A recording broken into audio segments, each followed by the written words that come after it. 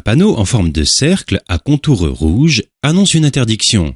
Un symbole ou une légende située à l'intérieur définit la catégorie d'usagers concernés, par exemple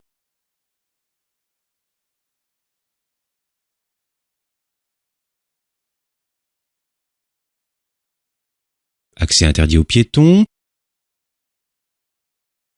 au cycle, aux cyclomoteurs, aux véhicules de transport en commun, ainsi qu'à tous les véhicules à moteur. Il définit aussi l'action interdite, par exemple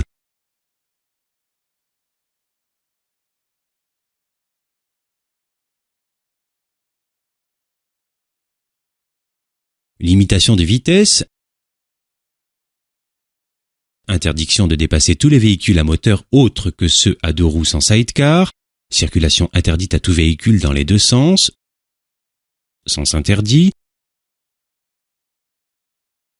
interdiction de tourner à gauche à la prochaine intersection, interdiction de tourner à droite à la prochaine intersection, interdiction de faire demi-tour jusqu'à la prochaine intersection incluse.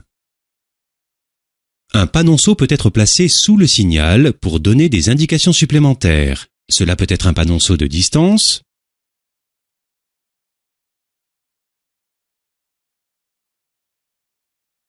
un panonceau d'étendue, un panonceau de catégorie ou un panonceau donnant des indications diverses. Le panonceau rappel confirme une interdiction déjà signalée. L'interdiction s'applique donc avant et après le panneau.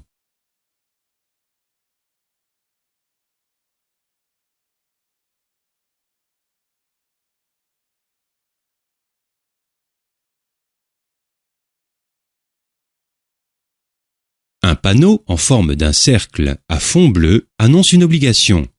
Un symbole ou une légende située à l'intérieur définit la catégorie d'usagers concernés. Par exemple,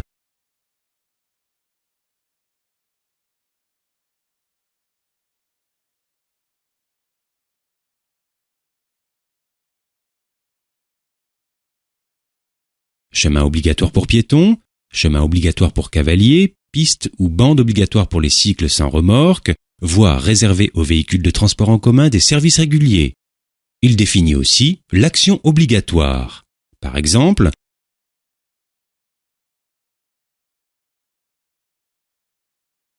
obligation de tourner à droite, de tourner à gauche, de contourner l'obstacle par la droite, obligation de contourner l'obstacle par la gauche, direction obligatoire à la prochaine intersection, à droite, direction obligatoire à la prochaine intersection, à gauche. Nous allons vous montrer un exemple en situation réelle. Voici un panneau en forme de cercle à contour rouge. Il indique donc une interdiction. Le symbole à l'intérieur signifie que les transports de marchandises de plus de 3,5 tonnes n'ont pas le droit de dépasser les véhicules à moteur.